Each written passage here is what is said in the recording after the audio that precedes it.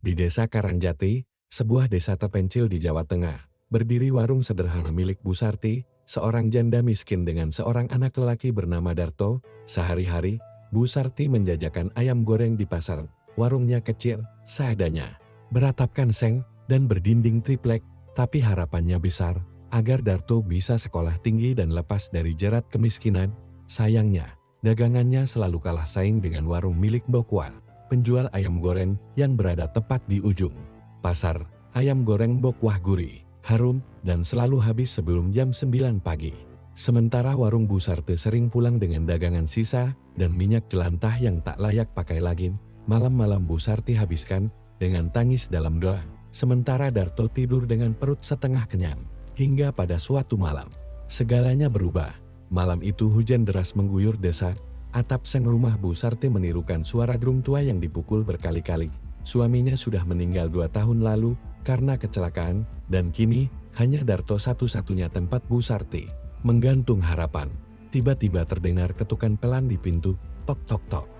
Siapa malam-malam begini? Gumam Bu Sarti saat dibuka. Tampak seorang lelaki tua berjubah abu-abu, rambut putih panjang sampai bahu, matanya cekung, dan kulitnya penuh gurat. Ia minta berteduh sebentar. Bu Sarti mempersilakan. Darto yang sedang menggambar di sudut ruangan menatapnya dengan takut. "Terima kasih, nak. Jarang sekarang orang mau berbagi hangat," ucap lelaki itu lirir. Ia menatap wajan di dapur, lalu berkata, "Kalau kamu ingin daganganmu laku, ambillah air dari sumur tua di belakang pasar, pakailah untuk menggoreng. Tapi ingat, jangan sekalipun buka tutup wajan saat ayam pertama dimasukkan. Kalau melanggar, kamu akan tahu kenapa yang murah bisa jadi mahal." Sebelum Bu Sarti sempat bertanya, lelaki tua itu menghilang begitu saja. Tak ada suara pintu, tak ada jejak kaki di tanah basah, hanya bau melati dan amis yang tersisam. Pagi harinya, saat pasar masih gelap, Bu Sarti menuju sumur tua di belakang pasar. Sumur itu dikenal angker. Dulu pernah ada anak kecil yang tercebur, dan sejak itu sumurnya ditutup warga. Tapi anehnya, pagi itu tutupnya terbuka, dan uap tipis mengepul darinya. Dengan tangan gemetar, Bu Sarti menimba air. Warnanya bening, tapi ada bau amis samar dan dingin, seperti es. Ia membawa air itu pulang, dan mulai memasak. Ia ingat pesan kakek itu, saat ayam pertama masuk ke dalam minyak, ia langsung menutup wajan. Dari dalam wajan terdengar suara mendesis. Lalu berubah, jadi seperti orang berbisik. "Lapar, lapar." Lapar. Bu Sarti menggigit bibirnya. Tak boleh dibuka. Hari itu, ayam goreng Bu Sarti langsung diserbu pembeli. Orang-orang berkata, ayamnya beda, gurihnya kayak nempel di lidah. Dagangannya habis dalam waktu kurang dari 1 jam. Uang mengalir. Darto bisa beli buku baru. Bahkan tetangga-tetangga mulai memuji Bu Sarti.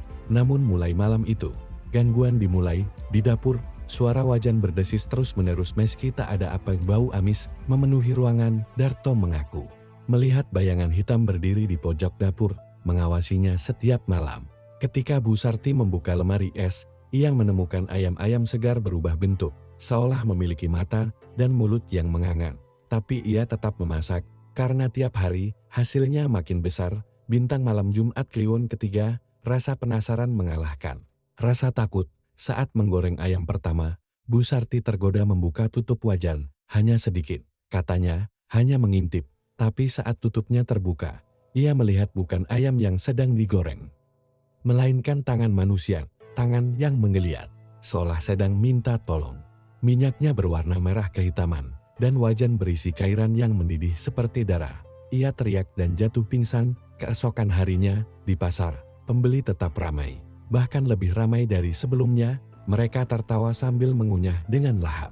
Tapi di antara mereka, ada satu perempuan muda menangis sambil menunjuk ayam goreng Bu Sarti itu. "Itu kalung ibuku. Itu kalung ibuku." Bu Sarti menatap ayam yang dipegang gadis itu. Di kulit ayam, ada bekas luka bakar dan sepotong rantai kalung perak yang masih utuh. Darto diam-diam mengikuti ibunya. Ia tahu ada yang tidak beres. Di malam hari, ia mendengar suara ibunya berbicara sendiri di dapur, seperti sedang bernegosiasi dengan sesuatu. Ia mengikuti jejak ibunya ke belakang rumah, dan mendapati ibunya sedang membuka jerikan berisi air dari sumur tua. Tapi saat Darto melihat ke dalam jerikan, ia ingin muntah. Di dalamnya bukan air, tapi potongan tubuh manusia yang berputar-putar dalam pusaran gelap. Bab 6. Ustaz dan Tumbal. Darto membawa kabar itu pada Ustaz Anwar, seorang guru ngaji yang dulu pernah mengusir J dari rumah kepala desa. Bersama beberapa warga, mereka menunggu malam dan diam-diam mendatangi rumah Bu Sarti. Saat itu Bu Sarti sedang menggoreng. Wajan ditutup rapat, namun dari celah-celahnya, asap hitam tebal membubung tinggi. Wajah Bu Sarti terlihat kosong, matanya putih semua, dan ia berkata, dia lapar. Kalau tidak diberi, aku yang akan digoreng. Ustaz Anwar segera membacakan ayat-ayat suci. Tiba-tiba wajan bergetar, tutupnya meloncat, dari dalamnya keluar puluhan tangan manusia yang menyembur bersamaan. Api menyala besar, jeritan Bu Sarti terdengar sangat memilukan. Ampun, aku cuma ingin anakku sekolah. Aku cuma ingin hidup layak.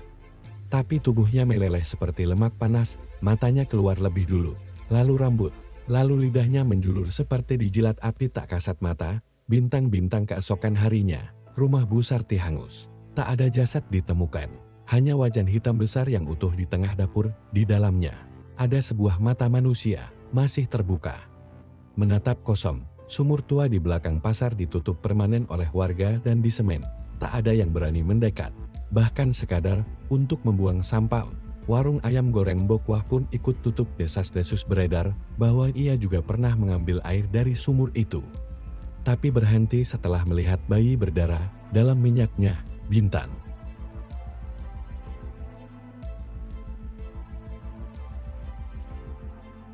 Setelah kematian tragis Bu Sarti, desa Karangjati sempat tenang, tapi hanya sesaat.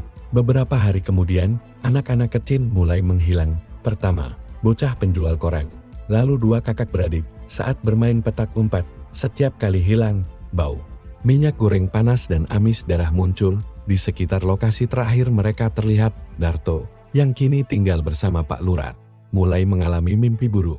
Dalam mimpinya, ia melihat ibunya duduk di dapur tua, menggoreng daging manusia sambil menyanyi lagu Jawa dengan suara bergetar. Siji loro telu, tanganmu melebu. Papat 5 6. Sing mangan diam-diam. Mimpi itu terasa nyata. Ia bisa mencium aroma gorengan dan mendengar suara daging yang meletup. Ketika Ustaz Anwar mencoba menyucikan rumah Bu Sarti, ia mendapati bekas takaran di lantai. Dan wajan itu, yang sebelumnya dibuang ke sungai, tiba-tiba kembali ke dapur, dalam kondisi bersih dan berkilau, seolah siap dipakai lagi. Di sisi lain desa, warung ayam goreng Bokwah dibuka kembali oleh keponakannya, Nina, mahasiswi rantau yang pulang karena pamannya sakit. Ia tidak tahu menahu soal kisah sumur atau kematian Bu Sarti.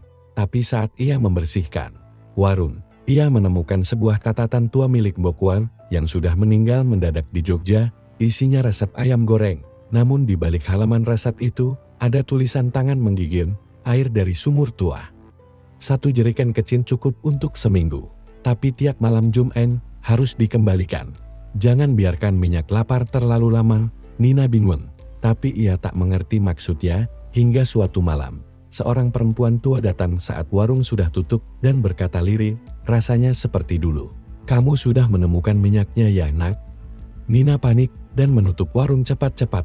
Bintang desa Karangjati makin mencekam.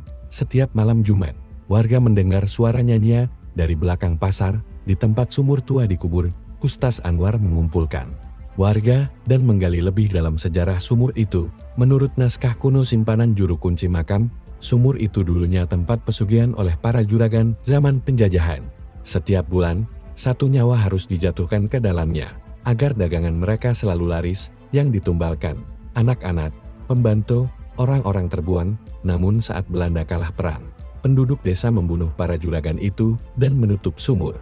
Tapi darah yang pernah tumpah tidak pernah benar-benar mengering. Ustaz Anwar memutuskan membuat ritual penutup. Tapi untuk itu, ia butuh sesuatu yang telah disentuh langsung oleh entitas sumur. Wajan Bu Sarti. Masalahnya, wajan itu kini hilang dari rumah. Wajan itu, tanpa sepengetahuan siapapun, dibawa oleh Darto dan disembunyikan di bawah tempat tidurnya.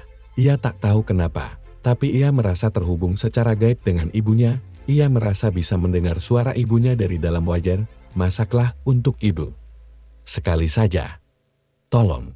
Suatu malam, saat lapar dan hanya punya sepotong tempe, Darto iseng memanaskan minyak di wajan itu. Begitu minyak mendidih, bau amis menyelimuti rumah, dan Darto pingsan. Saat ia terbangun, tempe itu sudah menjadi ayam goreng utuh, lengkap dengan kulit renyah dan aroma yang menggoda. Ia makan dan menangis, rasanya seperti masakan ibunya.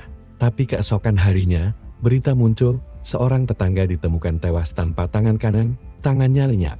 Polisi bilang anjing liar, tapi Darto tahu itu tangan yang ia makan malam tadi. Bab 11, kembali ke sumur. Ustaz Anwar, Nina, dan beberapa warga memutuskan membawa wajan itu kembali ke sumur dan melakukan penguncian spiritual.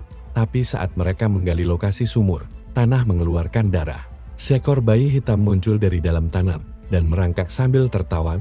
Tiba-tiba, langit gelap. Suara genderang terdengar dari dalam bumi. Darto, yang tak tahan, menerobos masuk ke dalam sumur saat tanahnya membuka sendiri. Ia menghilang di dalamnya. Dari dalam sumur, suara ibunya terdengar, "Maafkan ibu. Aku hanya ingin kamu hidup, bukan jadi penerusku."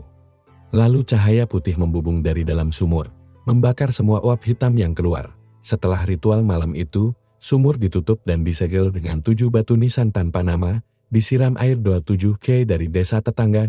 Kini, di desa Karangjati, tak ada lagi penjual ayam goreng, warung-warung memilih menjual nasi uduk atau bakso. Tapi sesekali, saat malam Jumat Kliwon, warga mencium bau ayam goreng yang sangat menggoda dari arah pasar lama.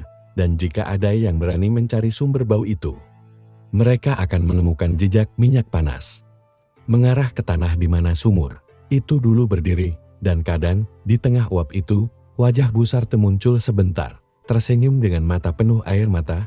Pesan terakhir, jangan pernah memakan sesuatu jika kamu tak tahu dari mana ia digoreng.